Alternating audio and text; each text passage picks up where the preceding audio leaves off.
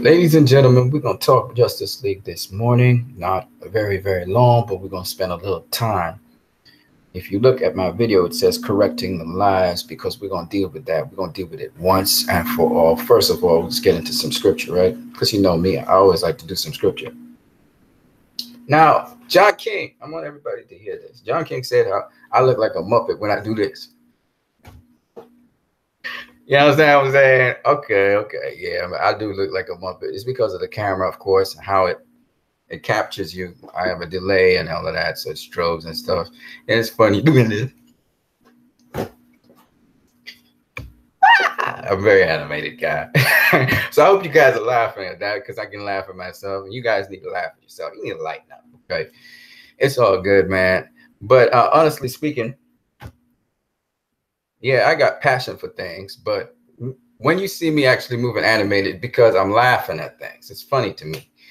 You know how people they misinterpret things and they don't really process information correctly all the time. I get it wrong sometimes. I'm wrong about things too, so don't feel how about it.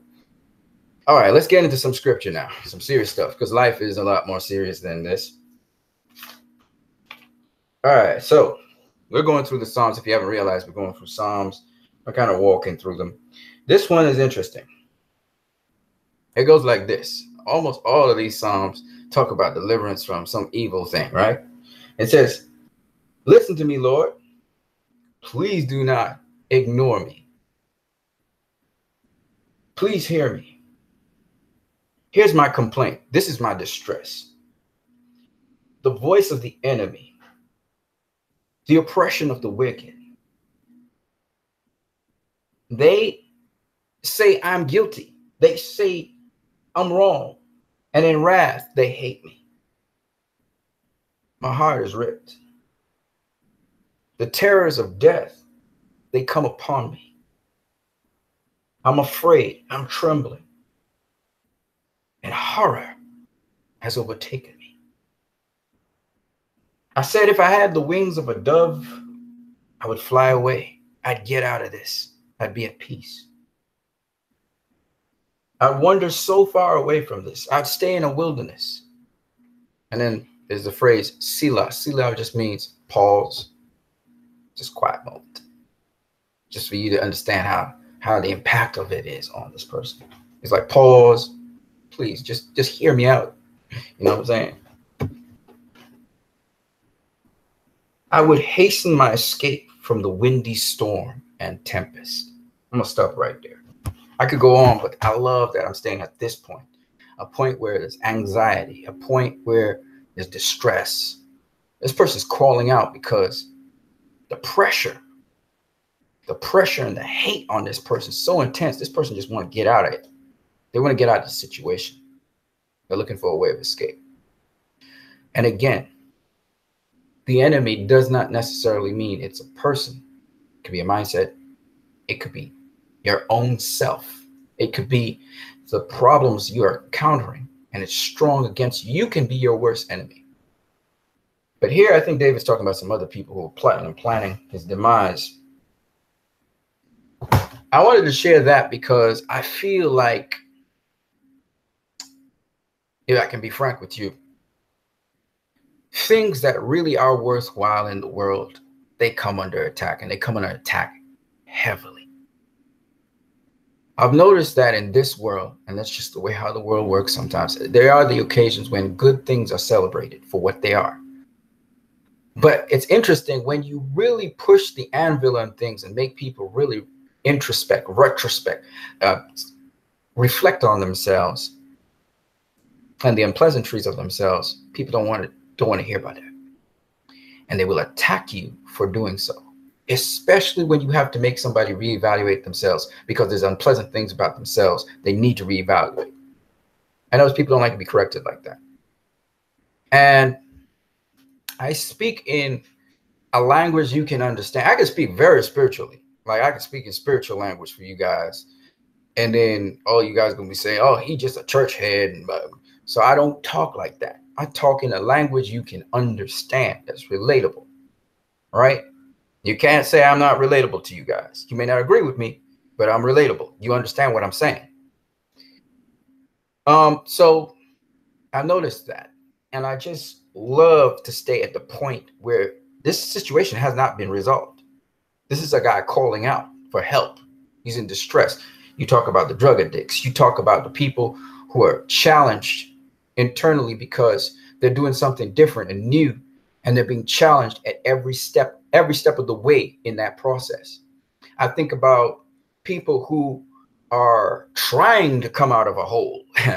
Okay, whether it's a mental hole because of the depression or whatever it may be. Like for most of you out there, the economy isn't the greatest for you. You're challenged to wake up every morning feeling hopeful. All of these psychological and mental things is what I'm talking about, which a lot of you can relate to, even myself. I'm a small businessman. I'm looking to go to the next level. I'm thinking, how do I do that? And that's a mental challenge for me. And so that's what this is, but it's even more. It's a situation which has not been resolved. This person is striving to do what's right, and everything is against that. That thing is so trying to do what's right is so precious and so important that everything seems to come down on this guy, and he seems to be challenged in trying to move in the right way. How many of you want to do the right thing? That's why you come to that's why you come to these videos, because this video, every single video I put out, people are attracted to them. They may hate on them all, but they're attracted to my videos for a reason, because they know the sincerity of the video. They know that this video is coming from some aspect of truth, and it's the truth that makes people react. Haters don't just come onto a place because they want to just hate. No, it's because the thing convicts them to do so. They have to respond. And that's the thing about it. And when people have to respond, you actually evoke a response from people. It's because something you're doing is either right or it is sensational. It's one of the two things. You're trying to create something that's sensational and go against the grain, or it is that you're actually being honest and truthful about what you're saying, right? Okay, so don't ever, when you're doing something good, think that there will not be adversity. There'll always be. If you're doing the right thing, there's always going to be adversity. You know, it's just what it is. How you handle the adversity is another story. And in this case, David, he calls out to a higher power than himself. This is the most powerful man in the world at the time. This man ruled, this man conquered and brought peace to almost every nation round about Israel at the time. He was very, very powerful. He was the most powerful king in the whole world. And yet this guy was calling out to a higher power because he knew he couldn't handle the challenges that were ahead. He was overwhelmed about them. See, I think this is pivotal. I think this is important. I got this platform, so I'm going to use it for that. See, there are two ways to deal with being overwhelmed. The first one is to give into the fear that David's talking about here. He talks about fear and horror overshadowing him. You can give into the fear and the horror, and you can hate. And you can try to hold on to the past.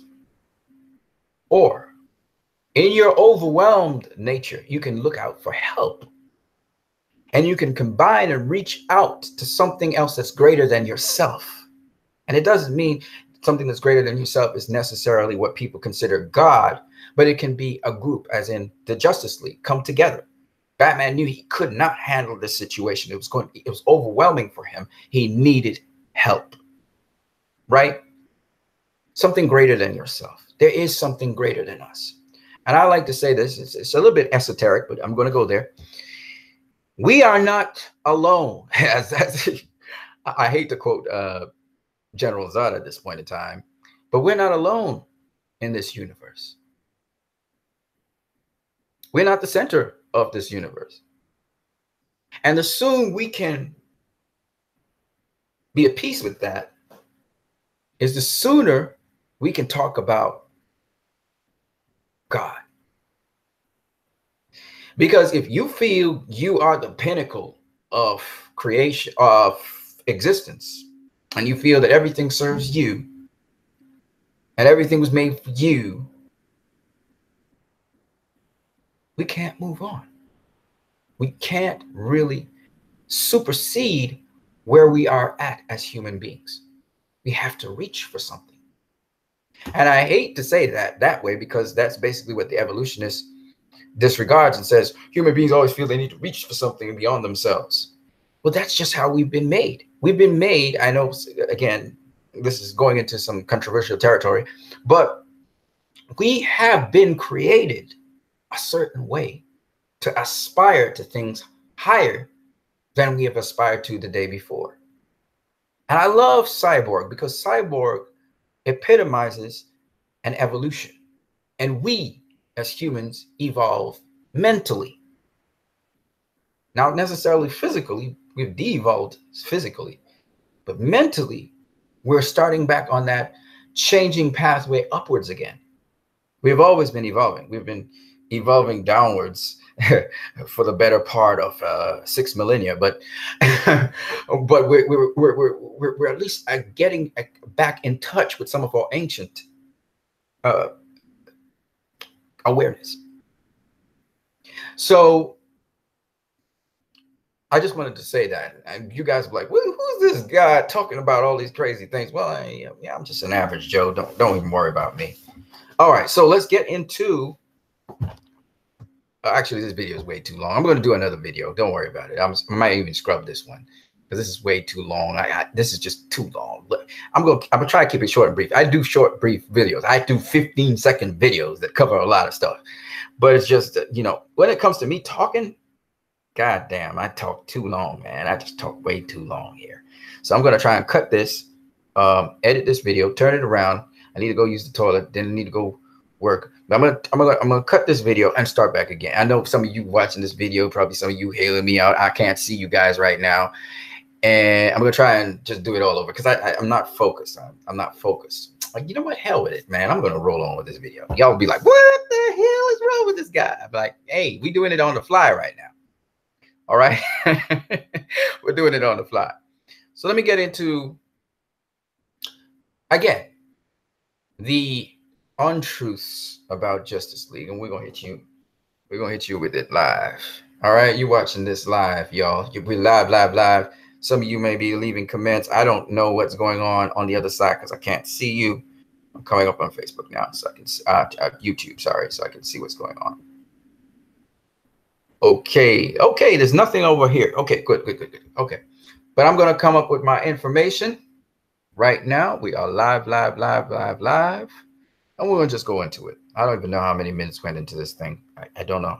I have no way of keeping track of these stuff. You know what? Nah. Let me see. Yeah, oh snap, somebody started viewing. If nobody had viewed, I could have just deleted, man. All right, I'll do a shorter version. I'll do a shorter version of this. This is the long version. Yeah, this is the long version. I might have to delete this though. Thinking how to do this. What do you think I should do, guys? You think I should? Hell with it, just move it. Let's see what happens. All right, guys. So here is my evidence. First of all, a lot of people are saying that. I'm thinking, man, this is just way too long. All right. Anyway, some people were saying that WB put Joss Whedon there in place of Zack Snyder. I heard this rumor going around that they tried to get Zack out of the WB was trying to get Zack out of the DCEU, and they were happy when they could get rid of Zack. And Zack's daughter wasn't the reason he left. The reason was because WB was pressuring him to leave, right? And WB chose Joss Whedon to take over the project, right? There's this lie going on out there. So let me just set that at rest, and then we're gonna go into. They said all of these things. They're saying that this movie wasn't Zack Snyder's movie. 70% was Joss Whedon. That this movie, Joss Whedon spoiled this movie for Zack Snyder. We're gonna go into all of that. Because I'm gonna actually bring the actual footage of the people associated with Justice League, closely associated with it, and what they had to say. So let's get first into the first one. Let me change my view here. Go to screen share. Bam. In front of you, see here, this gentleman, for those of you who don't know, this is Charles Roven. Okay. Works closely with Patty Jenkins. You will hear, not Patty Jenkins, what the hell am I talking about? Zack Snyder and Deborah Snyder. All right. And this is what he had to say on the whole project. So let's get into it. Let's see here. All right. It should be playing loud enough so you can hear. Listen. Is there anything that you could tease about Justice League? Well, I think you've seen some things out there, right? And we're excited about the film. Of course, you know, we were saddened by the events that caused Zack Snyder and Deborah Snyder to have to leave and turn the reins over to Joss Whedon. But he was already working with us on some of the scenes for the additional photography that we're going to be doing shortly, and it was fortunate that, you know, Zack convinced him and he agreed to step in and finish the movie, help Zack finish his vision, and we're excited about that. All right, cool. Now. Y'all gonna be seeing all kinds of crazy things. Don't worry about it. That was an interview, Variety, on the red carpet of Wonder Woman. This was before Justice League came out. This was a little bit after Zack had to leave. That was somewhere in June. I believe it would be June the 4th. I think Wonder Woman came out, or June the 7th. I can't remember. Anyway, the point is, that's the true story. Okay, and that comes straight from Charles Roven. And just in case y'all don't believe me, we're gonna hear Charles Roven again. But first, this is from Collider Videos. This was an interview with the Justice League crew after the premiere of just before the premiere of Justice League in London. They were in London for the when they went into London to, you know, show people, you know, the screen sets of Justice League, and people get to come on the screen sets like Aquaman set and so on. Right? They had a little setup there. Listen to this. Brandon, comicbook.com. My question is just with having worked with both Zack Snyder and Joss Whedon, I was just wondering, like, if you could talk a little bit about what the set was like, some of the differences, and how they kind of maintained the atmosphere on set and all that kind of stuff, and how they operated with you guys. Well, I got to address that. I mean, you know, the movie is, you know, Zack's DNA. Cast the movie, designed the movie. There's something that people, I think, don't understand who don't actually work on movies, which is how much of the work is done in prep. How much, you know, the casting, the sets get built, the story is written, the ship is in essence sailing. I found as a director, you could maybe change 10%, 15% or something kind of on the day. So you really had Zack's, you know, ship set sail with us, and we were fortunate that when Zack was not able to continue, you know, we got really lucky in that we got a guy who's very accomplished in his own right, and particularly in this genre, and he kind of sprinkled some of his, you know, his fairy dust on our movie and finished it. And I don't think there's any way to go back, like, to me, and I looked at this and go, that's a Joss scene, that's a Zack scene, it was more, you know, they were both working together toward a common goal. Debbie would know better than I would, certainly, but I got the sense that Joss was working from what he had discussed with Zack before he stepped in.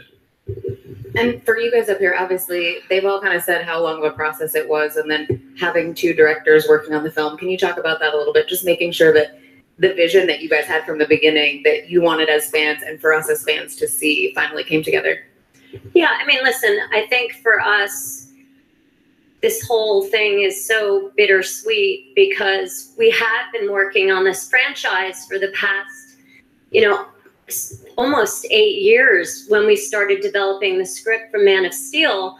And then we moved on to BVS, and also Zack developed the story for Wonder Woman, which was leading up to the point of Justice League, where these characters were finally going to come together. I mean, this was a really great hero's journey, and a journey for these characters to be the characters that they are today.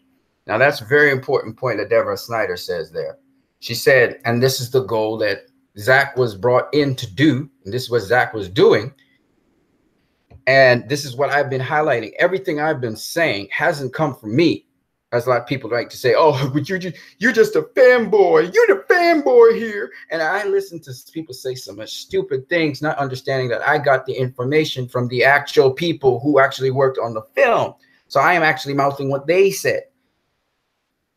Very important to understand what I'm saying, because a lot of people don't respect what I'm saying. I don't ever come from guesswork. I don't ever come from rumor. I always come from facts. All right.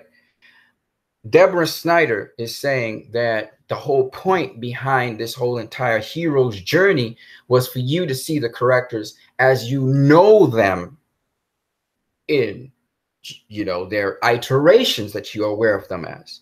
And if you watch at Justice League, you see the characters grow into that. You see Batman grow into the Batman you know. You see Wonder Woman grow into the character you know. Superman is now the Superman you know. Okay. Cyborg is starting to appear like the Cyborg you know at the end of this movie. Aquaman still got a journey to do. But he's now becoming the Aquaman we know. It seems as though he's embracing the underwater sea world of Atlantis. It seems as though he's going there now. And we see that the Flash, he's now becoming like the Flash you know, Barry Allen, who works in the forensic department in the police department. So she's right. And I just wanted to emphasize that point, which I think is something that's being missed all the time. The vision of Zack Snyder's vision was to bring these characters, give you a background, give you a hero's journey, give you all the downs and the ups, the stumblings, the failings, the having to open their eyes to the bigger responsibilities, and yet how to handle that as a hero, and the baptism of death and life. All of these things, they wanted to give you a complete hero story. They didn't just want to give you, oh, this is a superhero. Oh, wow, look at that superhero. This is a great superhero movie. They didn't want to give you that. They wanted to give you something of worth and of value that you could appreciate later on. And as I said before, guys, you will notice anytime you try to do something positive that is different, that is something to help people and elevate them to the next level, you always get challenged. And I am not immune to that, folks. I deal with it on a daily basis. I'm trying to do something different, I'm trying to do something better and fulfilling. And it is always a challenge for me because I'm always challenged at every end. So I can identify with these movies every single day. Trust me, man. It's a daily walk with me. All right. So this is nothing. And I have a huge platform. I'm talking out of my experience as well as listening to these things. So when people label me as a black sheep out here in social media and people are trying to blacklist me, a person actually kicked me out of a group for making a point on Facebook. And I wasn't cursing anybody out or anything. I showed the person, look, man, I gave them truths, and I got kicked out of a group for that. And I'm just saying to you guys, and then there were two other groups I got kicked out of because I cursed people out, you know what I'm saying, on Facebook. And it's okay. I was telling the truth, but but you know what? I was dangerous because my truth was something where they could not, this was damnable evidence, because I just kept on dropping bomb after bomb of facts, nonstop facts. And that person agitated the group member. There are lots of people cursing people out in the group and using F-bombs and all that kind of, but they picked me to get kicked out of the group. And I say that to you guys to let you know that I ain't no perfect saint. Okay, that's the first thing. I do mess up a lot of times, but don't get it twisted. People they are afraid and threatened by things which are true, which could help people and elevate them. When you start to really shake up things, all kinds of things happen to you. Okay, out here, because you're shaking up things. You're doing something different. It doesn't mean quit. Don't ever quit. Keep doing what you're doing. I just wanted to say that. I know some of you guys, there are people all over the world that see my videos. So that's why it's important for me to say what I say. It's not just the people responding. I've noticed on Facebook, I put out a video, and you'd have 125 likes. You'd have people stunned. And then the people who comment, they're usually the people who are prompted to oppose, because the video challenges their dogma. It challenges what they're saying as true. And that's the thing you got to understand. Truth is like a sore thumb to people who do not want to accept it. It threatens them. And what I liked and appreciated about Zack Snyder was he would not shy away from showing people the truth about themselves, no matter how ugly it might get, but also showing them the other side. the potential of each person to be phenomenal. But showing that potential, that journey to actualize that potential is difficult. Let's get back into it. I only talk good stuff on my channel. If you haven't realized, we go into good stuff that will help you with your life. Let's get it popping. I do it for every channel I do. So not being able to complete his vision, you know, was extremely difficult. So that makes it hard. But we were lucky that we had Joss already working on script pages. And, you know, our feeling is that we're hoping that people don't think about how the movie was made when they went to see it, because these characters are bigger than any director. They're bigger than any of us. And we love and adore these characters, and we love and adore all these people here. So. How about for you, Chuck? Well, I mean, I can't really say it any better than Debbie or Ben, you know. Of course, you know, it's been just a great privilege and fun to work with Zach and Debbie on, and all of the actors in the various films, starting with Henry with Man of Steel, and then, you know, as you know, Ben with Batman versus Superman and Henry, and then Gal and Wonder Woman, and then the whole team together right now. It's been you know, actually in a wonderful way, you know, a great learning experience and life experience. And, you know, it was sad not to have Zach there, but as, you know, we've been saying, to have Joss come in, and he had already been working with Zach, and now we're just really happy with the movie and really happy with the dynamics of what we're doing and how great these characters, you know, infused by this talent, have made these characters, and we're really happy to be sharing it with everybody. Okay. My name is Eric Eisen. So I wanted to share that with you guys because, again, Charles Roven, he ain't just a suit out there. This is the guy who's one of the producers. He works along with Zach, with Deborah, and has worked along with them in a number of projects. And not only, like you said, you know, you heard almost all the DCEU projects, including, I believe, David Ayer's Suicide Squad, which is an underrated film. Okay. Having said that, my point is this. My point is this. What you hear with these guys, you know, these liars, they come around and say, oh, it's just a PR campaign. But no. Deborah Snyder said you have to put aside your pettiness and look at what best serves the characters, because the characters are under the license of Warner Brothers. But you will notice the DC logo here. They're DC characters. And it's what best serves the DC characters. And DC, the reason the DC logo was introduced to Justice League is because DC is, as I said before, and I showed you evidence, is trying to pull the characters together and have a uniformity of these characters moving forward in their different, where they have their different properties, or whatever you want to call it. So DC TV, so it's going to harmonize with DC Comics, which is going to harmonize with the DC films, which is going to, and that's basically it, right? And the DC video games. They're trying to bring a harmony. Yes, I know in the DC video games you have different ways of having the characters appear, but the idea behind it is DC primarily gets their income from their comics. That's what they're known for, and from their video games, which is still based off of their comics.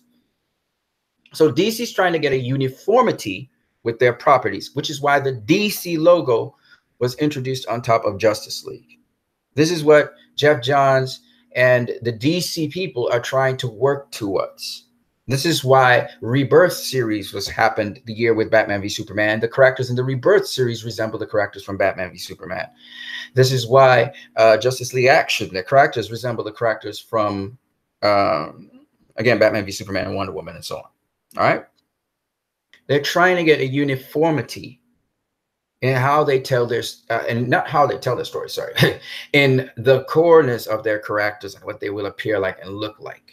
And while DC is known for variety and stuff, that's why even the Rebirth series, they try to bring a uniformity to all of the previous DC iterations of the character of the Flash, the Jay Garretts, the Wally West, and etc. They try to bring a uniformity and bring a sort of cohesion to everything. That's what Jeff Johns has been trying to do with the creative team. And so DC's trying to gather together the properties and bring it under one umbrella.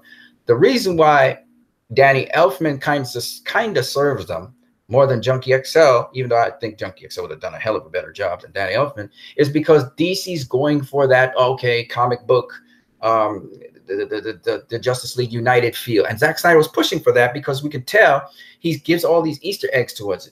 The date of release of Justice League was the same date when Justice League, the animated series, was debuted. Zack was going in that direction anyway, because Zack was informed by DC, which was informed by Warner Brothers, and Warner Brothers gave Zack an idea of what they would like to have, because Warner Brothers has to give you some kind of idea. How did they pick a director?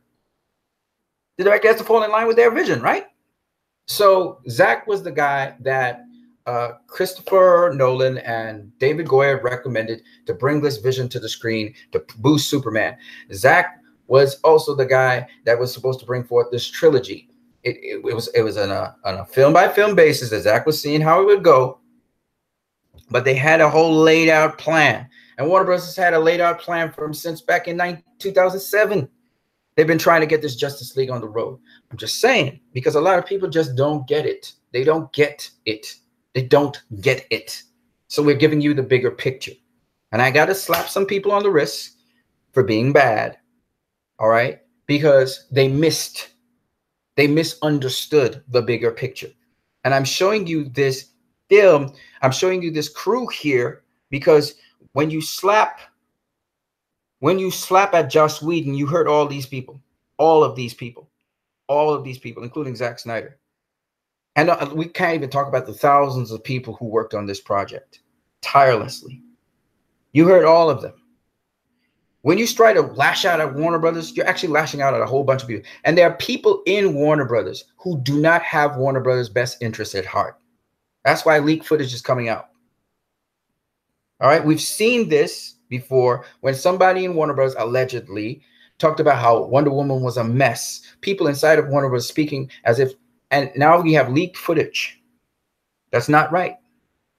And the leaked footage is for the extended cut we know that is coming out in March. Okay, there's an extended cut coming out in March.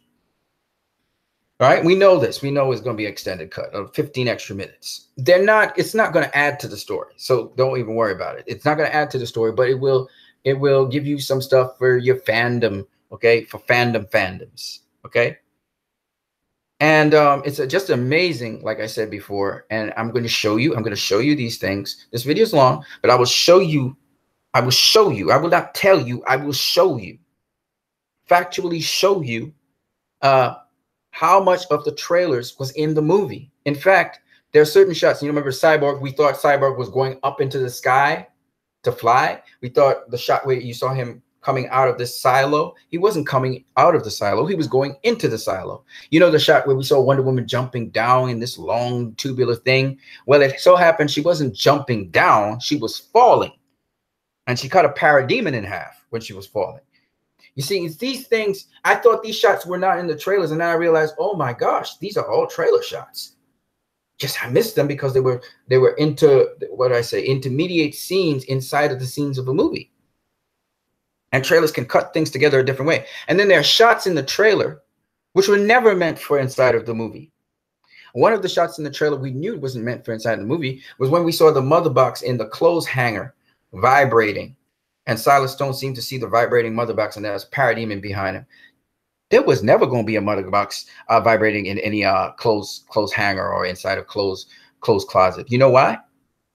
Because Cyborg had hidden the mother box from Silas Stone. So there was never going to be one. That was just for the trailers to tell you a story. And I can give you a number of other trailer scenes which were not in the movie. And they never were meant for the movie. They were just there so that you could get a feel of the story. And we seem to forget that. We just conveniently forget those things. And just one more point for you guys. People saying an hour of footage, 30 minutes of footage were cut from the movie. Well, guess what? The movie was going to have that footage cut anyway because Zack Snyder was going to have to shoot a 2-hour and something movie. This was not going to be a 4-hour epic. It wasn't going to be a 3-hour and 30 minutes epic. Scenes were going to be cut from the movie anyway. And who's to say Zack would have done a better job than Joss Whedon in cutting scenes out? How you know? You would never know. Because these are things that are supposed to happen in the background. People talking about this was cut from the movie, that was cut from the movie. Even the scenes that they say were cut from the movie, there was an alternative scene to that. People are petty like, oh, Batman didn't say my turn. That was cut from the movie. It wasn't cut from the movie. There was an alternative cut. We don't even know if that's Joss Whedon that shot that or Zack Snyder, if you really think about it.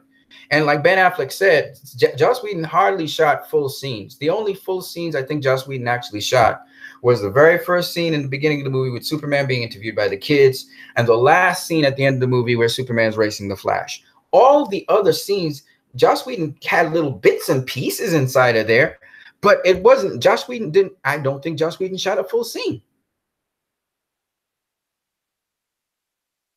I don't think he shot a full scene inside of that movie. Otherwise, he had a post-credit scene, which was pretty cool. It wasn't significant, but it was cool to see. And he had the beginning scene that set the tone for the movie. And well, not set the tone, but introduced Hope and what was happening with Hope and what happened with Hope. So he discussed what happened with Hope, and then he discussed what will happen or is going to happen in this movie with Hope, which is symbolized by Superman, right? So I just wanted to do that because I have this extended movie, and I'm going to slap you DCEU fans out there who claim you're DCEU and Snyder fans, talking about, oh, this was cut from the movie, that was cut from the movie, and you spread that negativity instead of trying to spread, because other people hadn't seen the movie and you were going up in arms, oh, we didn't trash Zack's movie. You got a chance to enjoy the movie, like I said before. You got a chance to enjoy it. You got a chance to reflect on it. You got a chance to say what you were dissatisfied with. But why is it you couldn't say positive things about this movie and you knew the media would run with the negative things? I watched a media article out there that was saying that Justice League is a mess between two directors, and it's not true. I remember the first responses from people who actually saw the movie, and they said, this movie, we were expecting it to be a mess. It wasn't a mess. In fact, sometimes we couldn't tell what Joss was doing and what Zack was doing. And true to form, we learned that actually Joss was working hand in hand with Zack. Everybody knows, fit in the beginning, everybody thought that was Zack Snyder did that. Put that song in there. It was Joss Whedon. It was Zack's visuals, but it was Joss Whedon putting the music. And it was so fitting. It's an awesome song. Everybody thought the Batman scene in the beginning of the movie was exclusively Zack Snyder. It was Zack Snyder's style. And then later on, we learned Joss Whedon did the opening scene. Well, a sizable amount of reshoots of the opening scene, not all of it. Of course, it was informed by Zack, so he had to imitate what Zack was doing. He didn't do it perfectly, but I loved it. It was gorgeous. It wasn't perfectly like Zack. What I mean by that is Zack has certain subtle angles he comes with shots at. Whedon kind of did it straight on with certain shots, but I loved it anyway. And I'm not too sure if it's Whedon or Zack still, up to this day. I'm not too sure who did what exactly. This is very confusing. This is awesome. I think Whedon did more of the dialogue scenes. Because this is another thing. Oh my God. Whedon got credit for the script of Justice League. Oh my God, I gotta go into this one. So Justice League was done by Chris Terrio. And why Whedon gets credit for the script is because Whedon mostly did the script of Justice League. Oh my God. This one's gonna get y'all. It just dawned on me. Whedon's the guy that did the rewrites for a sizable chunk of the script of Justice League, which is why the dialogue between the characters in Justice League, starting with even Batman dialoguing with all of the dialogue scenes, it seems as though Whedon touched up different parts of it to make it more organic. If you look at Chris Terrio's dialogue scenes in Batman v Superman, they're very stoic. They're very stoic, or Lex Luthor is very extreme. Apparently, Whedon, I don't know how soon Whedon and Zack were working together. It could have been from the very beginning. Informally, they were working together. But the dialogue between even the Flash and Bruce Wayne and all of this dialogue, this was touched up by Whedon. So Whedon's the guy behind the script, just like how he was behind the script of Speed. I don't know how much of the script he was behind, but the fact that he got co-credit for the screenwrite tells me Whedon has done a significant touch-up on the script of this movie. And Whedon had to have been working with Zack for quite a while on this movie, because they were talking about he did additional photography and additional scenes. So I suspect Whedon and Zack were working together on this project for a bit. Okay. So that's just another behind the scene thing we didn't even know about. And that's what's so cool about this. There's a lot of stuff. So I wouldn't be surprised, because the dynamics between the characters were pretty good. They were pretty good dynamics. And I think it's because Whedon did a script rewrite of Terrio's script, mostly for the relational aspects, not so much for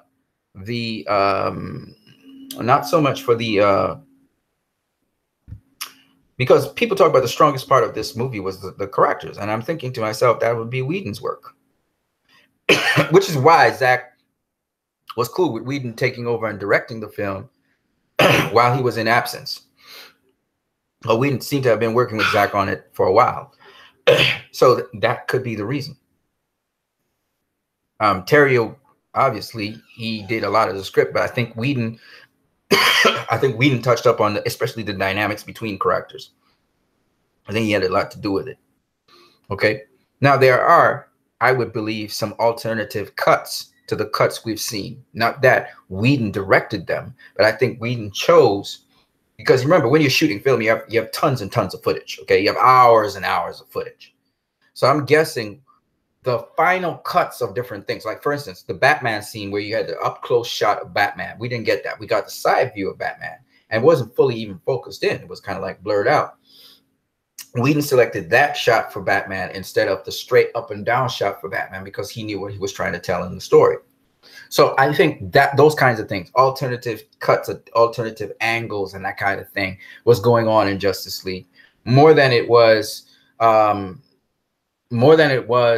necessarily on a choice of selection of what the characters would say in the alternative cuts of what the character would say, because you'd have different variations of the character saying different things. And then in your final cut, now you have to decide which ones you're using. So Zack probably had like a rough cut of everything, and then Whedon had to come in and kind of bring it down to size, and he would choose from the alternative cuts.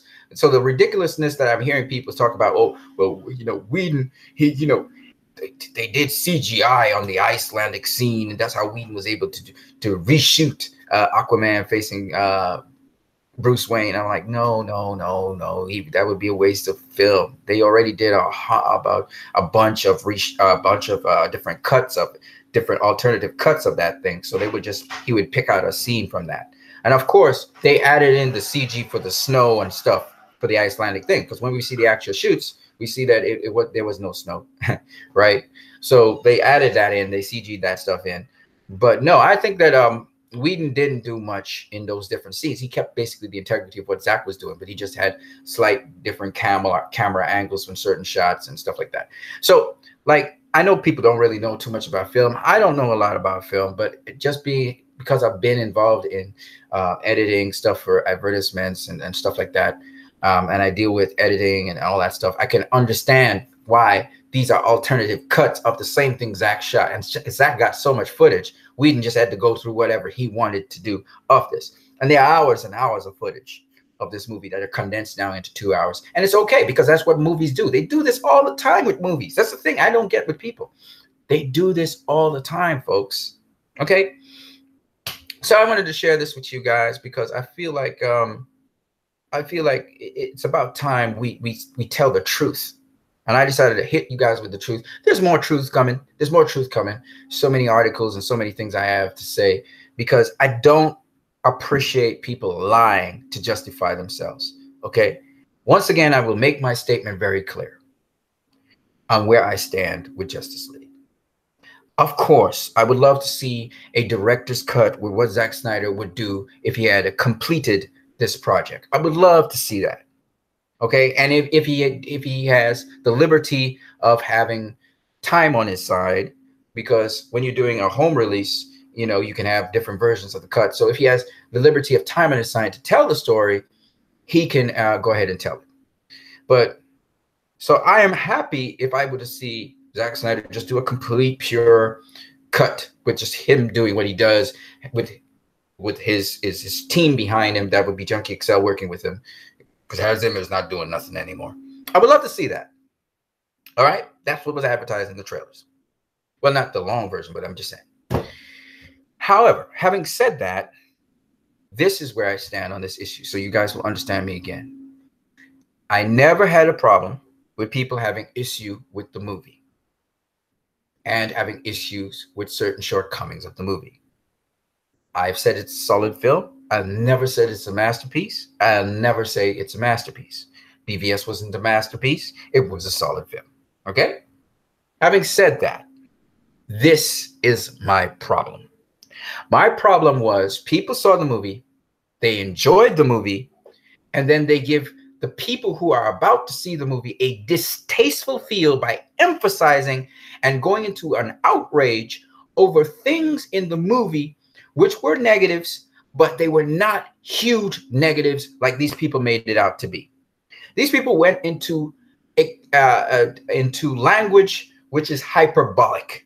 They started saying that Joss Whedon and Warner Brothers and Jeff Johns, they hacked Snyder's vision to shreds, and they did a horrendous job, and they were trying to make it a Marvel movie, and it was light and fluffy. And this is the rhetoric out there. And then they started now, based on that, they want a released Snyder cut. I cannot agree with those grounds to release a Snyder cut. I'm sorry. Snyder inverted commas cut. I will never agree with that, because those things that these people are saying, right, talking about it was cut down, was chopped up and all, those are not true statements.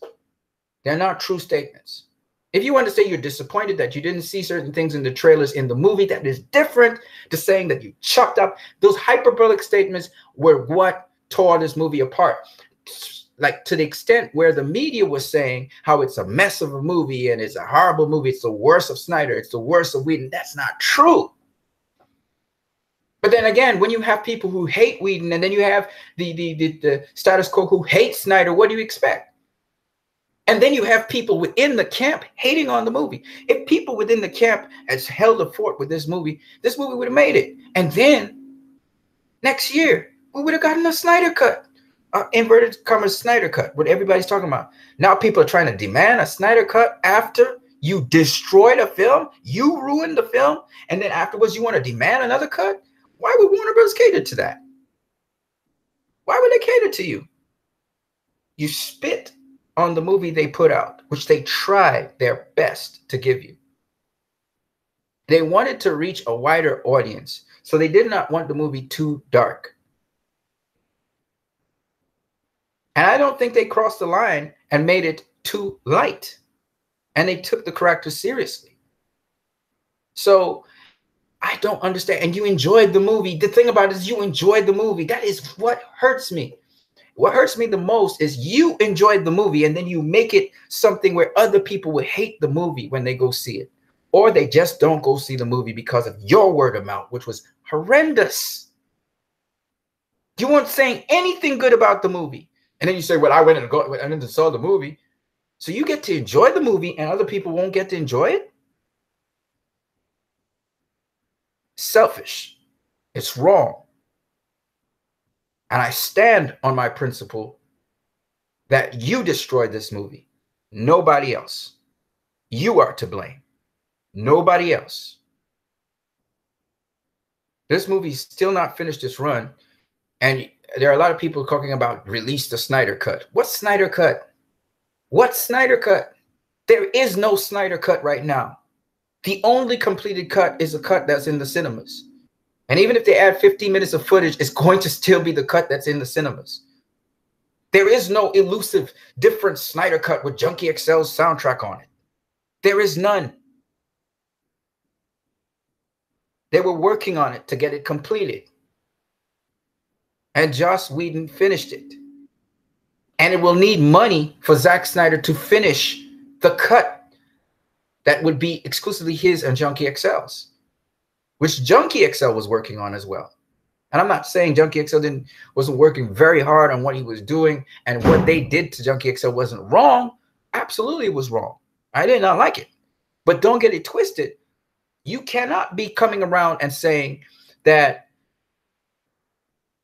you know, they trashed Zack Snyder's movie and stuff. Come on, man. No, it's not true. It's not true. And I got more facts for it, but this is the long version. I'm going to do a short version of this video, just dropping the bare facts on you guys in a minute. All right. But I just wanted to deal with this in the Hangout because there's just too many non-factual things people are spouting that are all rumors. They're rumors. They're rumors. And that's why I got to spank some people. I'm going to spank y'all because I got more. More's coming. I got fact after fact. One guy, when I started dropping the facts on him, he said, "Oh, well, goodbye," and he left. And then I dropped the step. I dropped the Steppenwolf meme on him. I said, "Yes, run," because when you start dropping bombs, ain't nobody can stand to you because you dropping facts. Okay, so I'm going to just keep on dropping facts. By the way, shout out to my boy John King on the left wing, man. Shout out to my boy Trent Osborne on my right wing. Y'all drop facts. I got bombs, man. I got bombs sitting down there. I got bombs sitting down ready to explode. I ain't no joker. I come from facts. I got bombs for y'all. I've been here. I've been in the DCEU since day one. Day one. I ain't no DC fanboy. I've been here since day one. I'm not a DC fanboy. I'm not fully attuned to everything that's DC, and I don't love everything that's DC. Okay? But the one thing about me, y'all better know, check yourself, is I come from facts. Sometimes I get it wrong. And I tell you, I say this is not facts. This is my opinion. I always separate it. This is not facts. This is my opinion, right? When I'm not talking factual. But when I'm coming from facts, you can't touch me. You just can't. You guys have a great one. And y'all, I know some people want to trash talk me and say, "Oh, well, you know, you pointing people to yourself and stuff." Again, see, when you're doing something different, when you're in the front lines, it's different. Because every little joker out there, they're gonna try and throw a jab at you, right? I watch y'all fools out there trying to throw jabs. It don't mean nothing to me because it has nothing to do with me. It has to do with the facts of a matter. It has to do with truth. Like I told some people in the boxing fraternity, see, y'all don't know an 800-pound gorilla. I'm gonna drop this one on y'all. Y'all don't know the 800-pound gorilla in the room. Y'all feel y'all know what y'all talking about. Puff around your chest like y'all standing on sand. But the 800-pound gorilla now, he know better. He know better. And he know when to strike. Y'all don't even understand what I'm saying, but that's okay. God, that went over most of y'all heads, but it's okay. And the point is this. The point is this. A lot of people get it twisted that strength isn't popularity. That strength isn't agreeing with numbers. And when we talk about the 800-pound gorilla, which is interesting, it kind of parallels DC with Gorilla Grodd in some ways. But when we talk, Gorilla Grodd was the head of the secret society. I don't know if you guys know about it. Y'all must have seen the DC comics. Y'all must have seen the DC comic, the animated DC Justice League Unlimited, to know about the secret society headed by Gorilla Grodd, right? I don't know if y'all know. But when I'm talking about the 800-pound gorilla, this is what I mean. I'm going to break it down because a lot of people miss the point. 8, the number of resurrection. You got 2 O's behind it. It goes like this. An 800-pound gorilla, you can stab him. You can do all kinds of things to him. Like the movie last year, which was what's that gorilla's name, man? Damn. King Kong. Right. Kong, Skull Island. You could do all kinds of things to Kong. He's so big and powerful, he don't feel nothing because he too big for you. You know what I'm saying? So, like some people, they would drop it like this. You can't handle the truth. That came from, what was it called? What's the movie that said, you can't handle the truth? The bad guy said that. Right? Y'all can't handle the truth. That's what I mean by 800-pound gorilla. But the truth will set you free. 8 is the number of resurrection in the Hebrew system. You know what I'm saying? I always speak in parables, so don't get it twisted, right? It is a lot. I'm always saying a lot of things in one thing, because that's what I do. I'm like Zack Snyder. I do visuals sometimes. I hit you with a visual. I explain everything in the visual. I don't have to talk so much. You know what I mean? That's why these videos are so long, because it's like if I have to explain something, I can just show you it. And when I show you it, you get everything. If I have to talk to you about it now, it take a long time for me to explain everything that I meant in what I was saying. When you could see it one time, like Zack Snyder do it, and explain everything in this, and then minimal talk. Just get to the point. Bam, bam. Called minimalist stuff. That's what this dude do. And if y'all guys haven't seen his movie Live by Night, you need to go see Live by Night, man. That was an exceptionally deep movie that's talking about all kinds of things in society today. It's raw though, so I'm just saying it's raw. It's got a lot of rawness to it. But I love that the machine guns actually sound like real guns shooting, not this Hollywood, big blow up effect sound. It was like real, the real sound. It just felt like, oh, this is how that time could have been. Like, wow, nice, dope. You know what I'm saying? It was like, I think it was World War I. He just came out of World War I. Awesome film. If you guys haven't seen that, man, a beautiful film to watch too, man. The cinematography is on point. But I'm telling you now, it's raw. Okay, so it's not rated PG. It's like rated R, and raging, raging, flaming rated R. Okay, that's all I gotta say about that. But wonderful movie. Flopped at the box office. Great movie. Flopped at the box office. Hell of a director, Ben Affleck, and he seems to be making even more and more mature, complex movies now than ever before. Ben Affleck, love the guy. All right, man. I said my piece here. Let's see what you guys got to say in terms of the comment section. I got to get out of here and go and do my thing. See what's up. Oops, this is the wrong place. Joey Henderson. So Joey Henderson, in the comment section, this ninja is going to say they are contractually obligated to say it's a Snyder's movie. This is what we have to deal with in the world today. Excuses. You drop a fact. You drop a fact on these motherfuckers. Let me stop cussing. You drop a fact on these people and they come with an excuse. But the problem with that is we got facts galore. We don't have small amount of facts. We got a lot of facts out here. Oh, this is kind of cool. Look at that. This stuff is spiraling into holes within holes within holes within holes within holes. That's cool.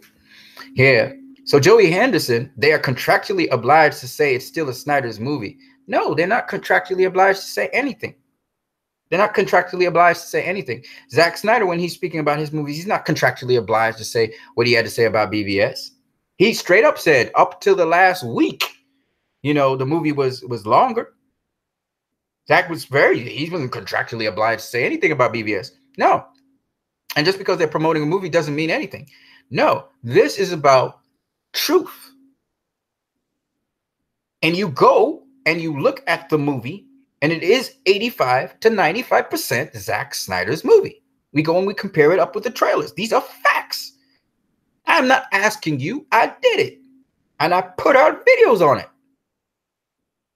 So it's not about being contractually obliged. If that is so, if they're contractually obliged to say it's Zack Snyder's movie, then when BVS came out and what's his name? Jeremy Irons said that BVS, he agrees with the critics, it's a bunch of crap. Jeremy Irons said that. And he still had to come back and do stuff in Justice League. He's on the record of saying that. They're not contractually obliged to say anything. They're promoting a movie, yes, but they're not contractually obliged to say anything. All right? So that's not true. It's not true at all. We're coming from facts. I just dropped facts on you. I dropped real facts on you. Don't come with conjecture to me. Come with facts back. You drop a bomb. I'm dropping bombs. You drop back a bomb. But you got no bomb to drop because you stand on sand.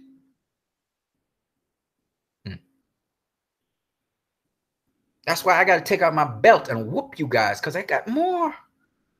I'm just getting warmed up. I hit you guys with concept art.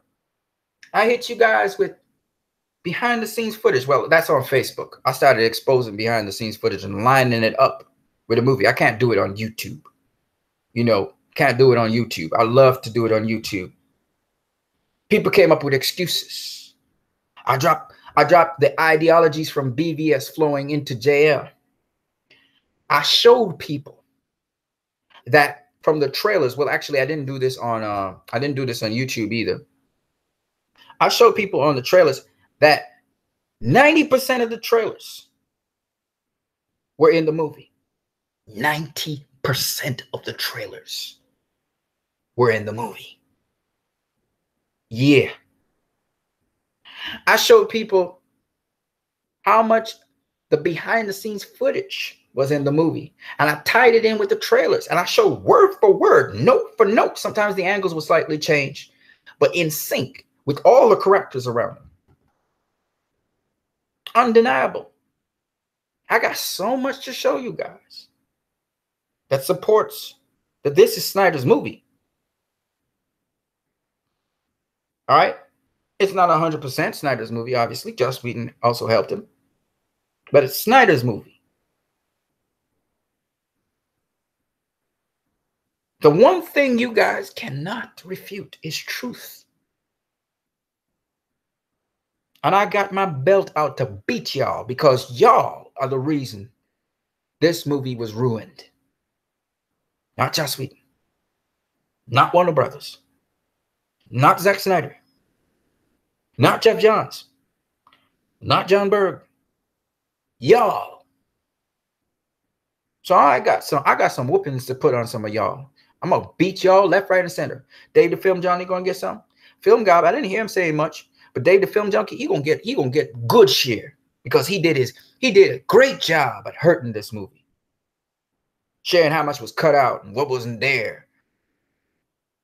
All right. And I understand why Dave the Film Junkie, he got a knee-jerk responses because Joss Whedon went and liked someone who said Steppenwolf was the worst villain ever. And he liked that. We don't know why he liked what he liked. Even Zack Snyder liking his son's comment and other people who say, you know, released the Snyder Cut, but they're giving trash in the movie that's in the cinemas. He liked it, but you don't know why a guy might like something. Sometimes they just like it to acknowledge, okay. That's all they may be doing, acknowledging. Okay, I'll take that. Okay, I'm going to process that. But Dave the Film Junkie, he got a knee-jerk response to that. He went off on a tangent, trashing the film. When the film is mostly Zack's work. The bulk of this film is Zack's work. Yeah, Whedon's the one that did the post-credit edits, but it's falling in line with what stays and what goes. But at the end of the day, that's Zack's work you're looking at.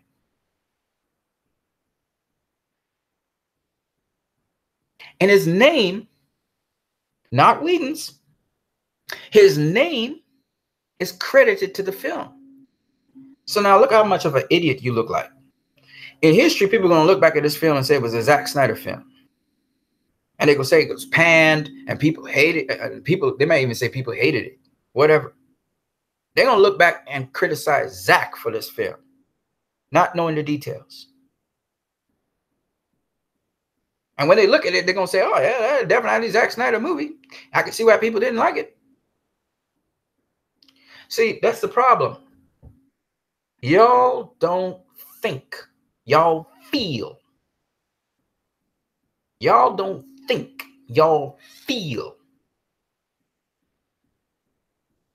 You go with your emotions, not with your reasoning. You're not using cognition. You are using emotion. You emotionally were against Joss Whedon. And all the talk, oh, I wasn't against Joss Whedon. I already proved this. I dealt with people on, what is it? People on, what were they called? People on Facebook. I put out a video criticizing a certain point in Justice League. I was criticizing it. I was critical of it. And these people, because they know I was defending this film, they immediately started attacking me, not realizing my video is speaking about a criticism of the film. And they watched the entire video with their minds set a certain way about me. And they couldn't process it. And when I called it to their attention, they're of course in denial. Oh, I agree with everything you were saying.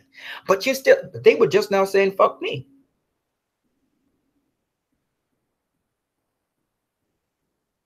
Because I ain't like you guys. I don't think with my emotions.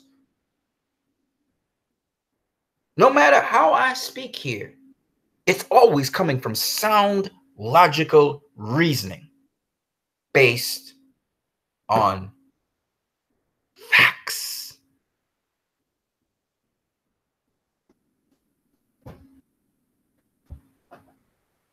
Y'all come with conjecture and rumors. You're going to hold on to a rumor over hardcore facts. And you're going to try and legitimate a rumor. That's the problem with you cats out here.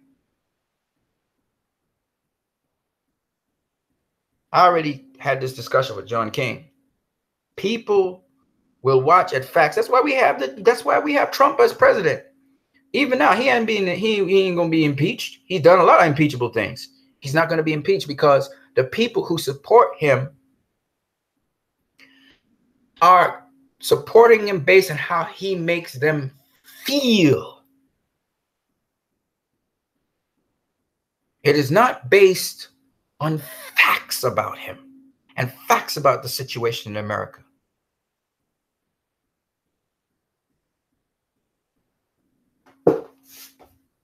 I gotta put a spanking on y'all because y'all did something destructive, and you sit down and you enjoy a film, and then afterwards you spout negative things about it.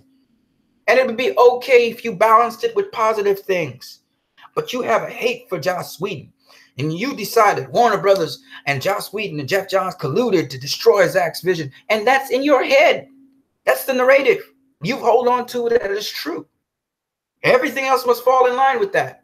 But when I drop stuff that shatters it into oblivion, because I got to put a spanking on y'all.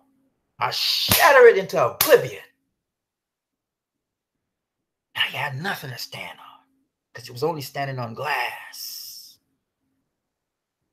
And now you got to look at yourself and say, I did this? I destroyed a perfectly good movie? Nah, you would never look at it, so I got to spank you again with the truth. I'll spank you again. I'm going to hit you with truth after truth after truth. Now you got to run away from my channel. Because I only going to hit you with truth. And I got plenty more coming. I got plenty more coming. Oh, this ain't over. I'm going to spank y'all. This is the extended video. We're going to have a shortened version. I'm going to start blasting the truth from now till kingdom come.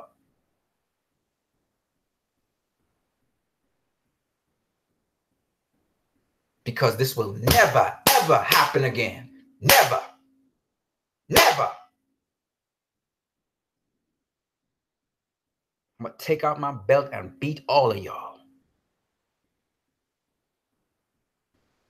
We just getting warmed up. You guys have a great one.